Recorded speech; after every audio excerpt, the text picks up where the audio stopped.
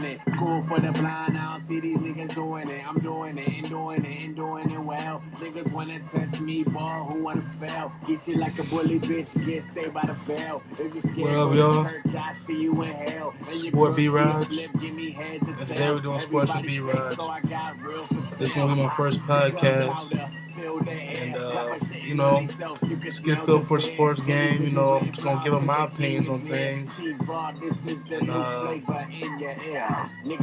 get your respond on it. And try a little time, get a hype up the song, hype up the show. It's my first podcast, whatever you want to call it, first video. And today, I want to talk about NFL free agency. We all know the number one free agent on the market out there is Peyton Manning. A long-time call, 4-time MVP, Super Bowl winner. But my thing is, he's 35 years old, guys. 35 years old. Now, if I'm a team out there, I sign him to a 3-year contract, and we'll see what happens from there. Now, they're saying Miami as a destination, Tennessee, Houston. I think San Francisco is out of the, San Francisco and Seattle are out of the picture. San Francisco is going to stick with Alex Smith. I signed Alex Smith to a 2-year deal and see what comes from there. But my team that I think he should go to is the Broncos. I mean, look at it. Their defense was amazing last year. Von Miller, great rookie, came out and really stepped up. Now, Brian Dawkins, a free safety, granted, he's up there in age. He's up there in age. And I don't know if you can trust him as free safety. In the corners, if you see in the Pittsburgh game, in the AFC playoffs last year, this year, those corners was getting burned. But believe it or not, that defense is what really got them to the playoffs. And everybody says, oh, Tebow. Don't give me... Tebow is not your traditional quarterback. He is not your traditional quarterback. And people say, oh, well, look what he did in the playoffs against Pittsburgh. If you think about it, that play was all Demaryius Thomas. Don't get me wrong, Tebow put the ball right on it. But Demaryius Thomas made the slant. He made the run for the touchdown. I'm not a Tebow hater. I just don't think he can play in the NFL. Yes, he won some games. Don't get me wrong. But he sucks the first three. He does awful the first 3 quarters. You won't be able to do that and then, make a miracle happen all the time in the fourth quarter overtime. It just won't happen.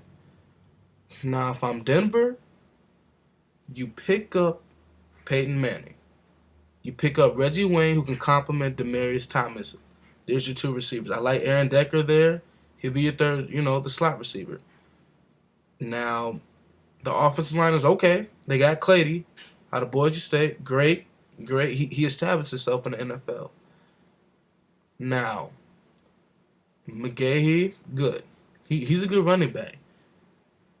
But I think what we're all forgetting here, I know I'm getting off topic here, but no Sean Marino. What happened to no Sean Marino? The dude was a beast coming out of Georgia. He really never proved himself as a running back. Man, we'll say that for later. But John Elway, you pick up Peyton Manning. You pick up Peyton Manning. You trade Tebow to Jacksonville. Let him go back to Florida. Let him go back to his Gator roots for Blaine Gabbert. Now, personally, I don't like Blaine Gabbert. He's just... I watch his games, and he's just too scared. He doesn't want to make the big play. He's too nervous. Now, granted, he's a rookie, but Cam Newton was a rookie, and when Cam Newton plays, he's ferocious. He wants to score on every play. Blaine Gabbert's a little bit too shaky, a little bit too scared. But you know what? Let him sit under Peyton Manning. Let him learn the offense. Give him a couple years, and the Broncos should be good. Right now, if you're the Broncos, you made it to the playoffs. You can keep on building and getting better. You have to pick up Manning. Now, I don't know if the Broncos have cap room or not, but you can pick up a defensive end in Mario Williams. He's a first round pick uh, out of 2006, 2007 when Reggie Bush came out. He's a beast. He is a beast. He still doesn't get enough respect today. The dude is a monster. Can you imagine Mario Williams and Von Miller in the front seven? Come on, man.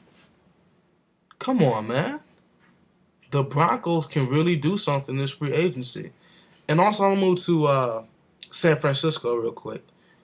The 49ers. Obviously, the Braylon Edwards deal did not work out at all. Did not work out. It didn't work out for the Jets, and it didn't work out for San Francisco. Braylon had a lot of talent. I think he just never committed himself. I mean, he usually drops the ball occasionally, but he's a freakish athlete. But he really didn't do much for him. Now, the San Francisco 49ers going out on a limb and picking up Randy Moss. Does Randy Moss have a competitive fire to keep playing in the NFL? He'll get you about 10 touchdowns, 8 to 10 touchdowns. He's still a vertical threat, in my opinion. I mean, he won't be the Randy Moss, Minnesota Vikings Randy Moss or the New England Patriots Randy Moss, but he'll contribute. I'm sure he'll do more than Braylon Edwards. Michael Crabtree really hasn't stepped up. If you think about it, Alex Smith's main target has been Vernon Davis. None of the receivers from San Francisco really stepped up last year. And credit to Alex Smith. I mean, he did good, and credit to Jim Harbaugh as well. But also, I'm going to get on one more topic before we end here. Making up as I go here, folks. Making up as I go. Matt Flynn. He put up whenever with his time to start, he put up numbers. He did great. He did against New England last year. Aaron Rodgers had a concussion. Matt Flynn came up. I mean, they didn't win, but he proved himself he can hang with the big boys. And that game against Detroit was just offensive firepower. Threw 410 yards, 4 touchdowns. My thing about he might sign Miami. That's what I heard. But if you're Miami, then this is don't want to be a Scott Mitchell. When Scott Mitchell was a backup for Dan Marino, Scott Mitchell played. He did great. Signed with Detroit. He was a bust. Is Matt Flynn? If you're Miami, are you putting faith in Matt Flynn to be your quarterback of the future? I mean, history has shown that free agents quarterbacks, they really don't.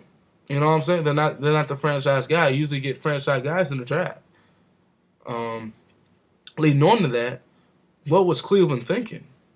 Cleveland, you have to get RG3. You had to get RG3, but Washington took that opportunity. Washington took the opportunity to get RG3. Cleveland caught McCoy. No, no. And granted, he does not have any wide receivers. I give him that, but no. Come on, man. No. Caught McCoy. He had some good games, but he's not your guy. I mean, a player like RG3 comes, RG3 is like a Michael Vick to me, who can throw better. Better IQ. I mean, good job for Washington snapping on that. But who are you going to get? Ryan Tannehill? I saw his games at Texas A&M. He's not that good to me. 6-6 record. Ryan Tannehill's not that good. I mean, Cleveland, good luck to you guys, and hope you do something good in the draft. All right, guys, that's pretty much gonna wrap it up right now. Hope you guys enjoyed Sports with B. Rod. That's what I'm calling it. First show, so let me know how I do. I'm gonna watch out some Tiger. Deuce. Yeah, why you acting tough? Heard you work at Build a Bear. I'm a dealer, all my girls come in deuce and pairs. I'm in the building, I construct, so Like this motherfucker. what the funk you beezies want? I'm ready to hump the car, I call it elephant. The trunk in the front.